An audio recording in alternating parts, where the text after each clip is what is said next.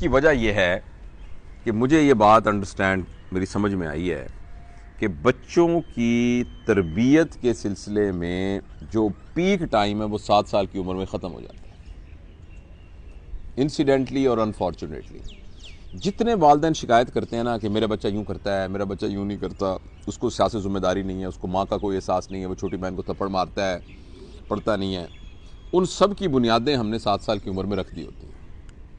क्योंकि 7 ईयर्स तक आपका बच्चा जो है वो सिर्फ और सिर्फ रिकॉर्डिंग मशीन होता है, उसका अपना कॉन्शियस माइंड नहीं होता बिल्कुल। और वो रिकॉर्ड क्या कर रहा होता है? पैटर्न रिकॉर्ड कर रहा होता है, चीज़ों को बॉडी में लेबल, अपने दिमाग में लेबल कर रहा होता है, सही क्या है, गलत क्या है, सही क्या है, गलत क्या है।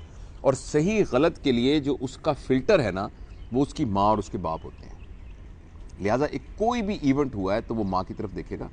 अगर माँ ने उस पर अप्रूवल का इजहार किया है भाई अपने जेस्चर से, अपने हाथ से या मुंह से, कैसे, तो बच्चे के दिमाग में वो सही के तौर पर रिकॉर्ड हो जाएगा।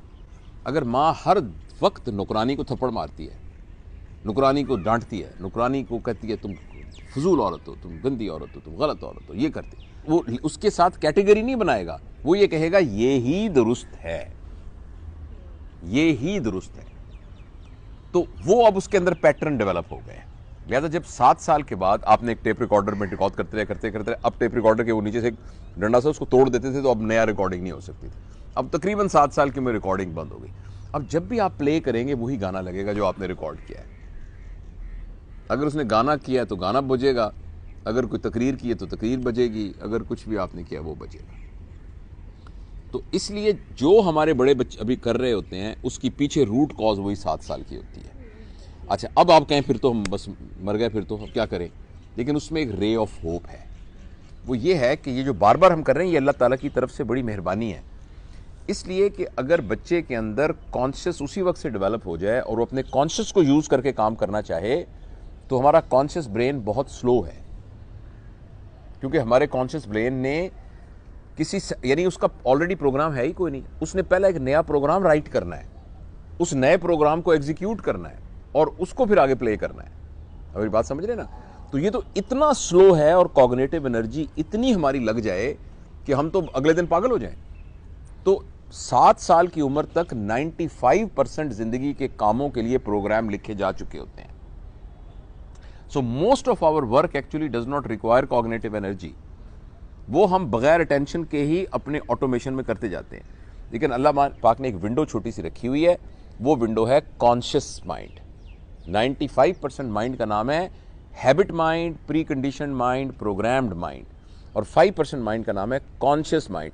ये कॉन्शियस माइंड बहुत स्लो है, ये बिल्कुल ढिल्ला माइंड है, क्योंकि इसने हर दफा पूरा प्रोग्राम, जैसे आपने एक डॉक्यूमेंट लिखना है तो डॉक्यूमेंट लिखने के लिए कंप्यूटर के पीछे एक पूरा प्रोग्राम बना हुआ है ना, वो प्रोग्राम नहीं है। आपने हर लफ्ज के लिए प्रोग्राम लिखना है और फिर करना है, तो वो कितना स्लो होगा हर नए एक्ट में। तो वो जो कॉन्शियस माइंड की विंडो है ना, वो अवेलेबल है हर एक के लिए, आपके लिए भी, मेरे लिए भी, आपके बच्चे के लिए भी। हमने उस कॉन्शियस माइंड की विंडो के थ्रू उसके प्रोग्राम को चेंज करना है। इसीलिए अहमियत है वर्कशॉप्स की, बातों की, नसीहतों की, बात करने की, चलने की, वो सिर्फ उस 5% को। लेकिन वो दरवाजा खोलने की कुछ शराइत हैं। बंद दरीचों पे, जैसे फैज कहता है ना, जिस तरह बंद दरीचों पे हुई बारिश संग, जो हमारी नसीहतें हैं ना, वो बंद दरीचों के ऊपर पत्थरों की बारिश है, बस उससे कुछ भी नहीं होगा। उसको खोलने की एक चाबी है, बस एक चाबी। उस चाबी का उर्दू में नाम है, पंजाबी में मान, इंग्लिश में कह लें ट्रस्ट, मोहब्बत कह लें, लव कह लें। अगर आपका बच्चा हो या कोई गैर हो, आपका और उसके दरमियान मान का रिलेशनशिप हो गया ना, क्रेडिबिलिटी इस्टेब्लिश हो गई, फिर आप उसकी कॉन्शियस की विंडो में जा सकती हैं। लेकिन अगर आप उसको सारी नसीहतें, बेटा मैं तुमसे बहुत प्यार करती हूँ, मैं तुमसे बहुत प्यार करती हूँ, तुम मुझे सच बोला करो, लेकिन जिस दिन वो सच बोल के आ गया उस दिन उसको थप्पड़ पड़ना है। अब आप उसका ट्रस्ट ही डेवलप नहीं होगा आपसे। मजबूरी है उसकी कि आप, मतलब है वो आप, जन्म उसने आपसे लिया है और आपके पैसों से वो मतलब उसकी फीसें जाती हैं, इस वजह से उसकी इकोनॉमिक मजबूरी है या सोशल मजबूरी है कि आपके साथ चिपटा हुआ है वो। अदरवाइज आपका और उसके दरमियान ट्रस्ट नहीं। इसलिए जिस माँ बाप का बच्चा उसका कहना नहीं मान रहा ना, वो सब नसीहतें छोड़ दे और फिक्र करना उसके बारे में छोड़ दे। मत घबराए कि वो गुमराह हो जाएगा, मत घबराए कि इसका क्या बनेगा, मत घबराएं कि पता नहीं इस बेचारा ये एडजस्ट होगा कि नहीं, पता नहीं इसको दाखला मिलेगा कि नहीं मिलेगा। आप सिर्फ एक काम करें, पूरी एफर्ट उसके ऊपर ट्रस्ट डेवलप करने पर लगा दें। और जब आपने ट्रस्ट डेवलप कर लिया तो वो थोड़ी सी खिड़की खुलेगी कॉन्शियस माइंड वाली, फिर उसके बाद आप अंदर घुसिएगा। ट्रस्ट का मतलब ये है कि वो जो भी आपको कहे आप सुनते जाएं। मतलब ट्रस्ट का मतलब है आपका इमेज उसके दिमाग के अंदर एक ऑनेस्ट शख्स का इमेज हो। मामा सच बोलती हैं, बाबा सच बोलते हैं, बाबा ईमानदार है, बाबा मुझसे प्यार करते हैं। आपको पता है हर बच्चा जिसको ये एहसास हो जाए ना कि मेरे माँ बाप मुझसे प्यार नहीं करते या उनकी विंडो नहीं खुलती, वो अल्टीमेटली आपको छोड़ के जाएंगे। आप उस बच्चे को हॉस्टल में दाखिल तो करा के देखें,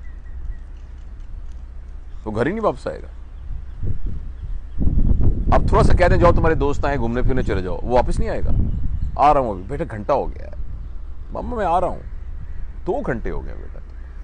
ये सब बच्चे जो ऐसे कर रहे हैं ना, ये सारे के सारों के वालिदैन ने उनके साथ अपने ट्रस्ट को बिगाड़ा हुआ है। तो अपने ट्रस्ट को दोबारा बनाने की, और दोबारा बन सकता है, और मैंने तो उसका तरीका एक ही निकाला है, मैं अपना ज़ाती आपको बताता हूँ, वो यही है। आज मेरे बेटे का फ़ोन आया, मैंने कहा यार वो तेरी मिसालें दे दे कि मैं ना आज कल करता रहूँगा। क्या कह रहा, वो आपने वही कहा होगा, मैं माफ़ी मांगता हूँ बच्चों से। मैंने कहा, कहता वो कमाल करते हैं आप। इसका सिंपल तरीका ये है कि बच्चों को एडल्ट के तौर पर उनकी पुरानी स्लेट वॉश करने की कोशिश करें। उनको कहें बेटा आज से ना हम नई ज़िंदगी शुरू कर रहे हैं और वो ये है कि मुझसे कोई गलती, तुम्हें लगता है मामा से कोई गलती हुई है, बाबा से कोई गलती हुई है, तो बेटा मुझे माफ़ कर। I mean it, I really apologise for you. Let's, अच्छा अभी भी कुछ, ये भी उसके लिए एक और नसीहत होगी।